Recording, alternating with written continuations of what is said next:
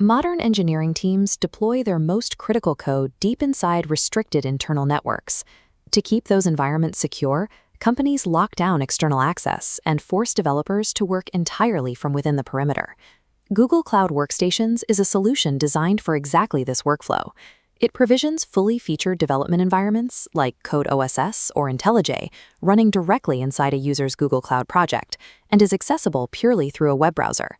Because these browser-based environments are built for developers to write and deploy code, they inherently hold authenticated, privileged access to internal cloud infrastructure.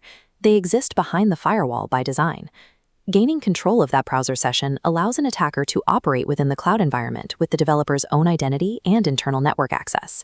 To host these environments securely, Google places each workstation on a unique non-Google subdomain. The URL structure includes the port, the workstation name, and a randomized string ending in .cloudworkstations.dev.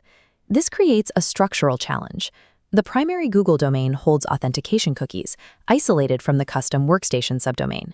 The browser's same origin policy strictly blocks transferring these cookies. To bridge this gap, Google temporarily connects the domains, issuing a custom token named Workstation JWT. Because standard browser security mechanisms actively blocked the required architecture, engineers had to build custom routing logic to handle the authentication state. Custom routing logic requires complex verification checks, and those manual checks often harbor logic flaws. Security researchers Sivanesh Ashok and Sreeram wanted to see exactly how that custom routing logic handled internal authentication. They deployed a standard CodeOSS workstation inside GCP and treated it as a black box target to map the data flow. Watching the network traffic in this sequence diagram reveals a clean three-step authorization flow. The user navigates to their specific workstation URL. The server instantly redirects them to a central authorization endpoint at ssh.cloud.google.com, and if they are approved, bounces them right back to the workstation with a valid session. But looking closely at the request payload, there is a glaring structural anomaly. A standard OAuth flow requires a redirect URI parameter to tell the server exactly where to send the user after logging in. In this flow, that parameter is completely missing. Without an explicit redirect URI dictating the destination, the Google server is somehow calculating exactly where to send the user's highly sensitive authentication token. To find the vulnerability, the researchers needed to find out how the server was making that decision. Scanning the redirect URL, only one element possessed enough variable data to potentially act as a set of hidden routing instructions. A long, opaque string assigned to the parameter simply labeled state. This state parameter is a block of base 64 encoded text. It can be easily unwrapped to reveal the underlying data. When we take that base 64 string and decode it, the text physically unwraps into a highly structured multi-line JSON object containing the exact parameters of the user's session. Buried inside that JSON is a specific key called target host, and its value perfectly matches the exact randomized host name of the requesting workstation. The researchers found the instructions for the entire authentication flow. The central Google server was reading this embedded target host variable, trusting it implicitly, and using it to route the completed token back to the user. To test if they could hijack this routing mechanism, the researchers modified the target host value to point directly to an attacker-controlled domain. They encoded the JSON back into base 64, sent the request, and the server instantly rejected it with an HTTP 400 error. The error confirmed the server wasn't trusting the parameter blindly. It possessed a validation check, likely a regular expression, to ensure the destination matched an approved Cloud Workstations domain, specifically designed to prevent open redirect attacks. But regex checks based on string matching are notoriously fragile. Watching this string manipulation reveals the precise bypass technique. The researchers took the legitimate target host string and simply prepended their own attacker domain and a / directly to the front of it.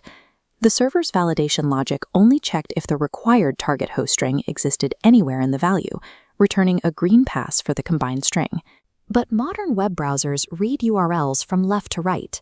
When the browser executes that exact same string, it interprets the valid target host as a simple folder path hosted on attacker.com. Bypassing the domain validation allowed the researchers to control the redirect destination. However, this manipulation alone is useless unless the attacker can package it inside a mathematically valid server-signed ticket to initiate the trip. Every time an authentication flow starts, the server signs the state parameter to ensure it hasn't been tampered with. To execute the attack, an adversary needs the server to hand them a fresh, legitimately signed state parameter that they can then manipulate. The researchers attempted a standard probing technique. They requested access to a workstation subdomain they explicitly did not own, intentionally triggering an HTTP 500 rejection error from the server. This HTTP 500 error response shows the system generating and returning a valid state parameter, despite rejecting the login attempt. Furthermore, the system fails to cryptographically bind that parameter to the specific user session that generated it. The vulnerability is now fully exposed. The attacker can pull an unlimited supply of valid state tokens on demand, and they possess the exact string manipulation technique required to bypass the domain validation logic. Setting up the attack takes 4 precise steps. The attacker triggers a 500 error to harvest a valid state token. They decode it, inject the attacker.com prefix bypass into the target_host JSON value, re-encode it to base 64, and package it into a clean OAuth link. The attacker sends this meticulously crafted link to their target. The entire exploit chain now waits for a single user interaction. On the left side of this split screen, the victim clicks the link and authenticates normally through Google. Because the state parameter controls the return routing, the server blindly obeys the modified target host variable. On the right side, the attacker's server logs a GET request, catching the victim's workstation JWT token. The attacker appends this stolen JWT to the workstation login URL and hits enter. The system validates it, granting a fully authenticated session inside the target's IDE.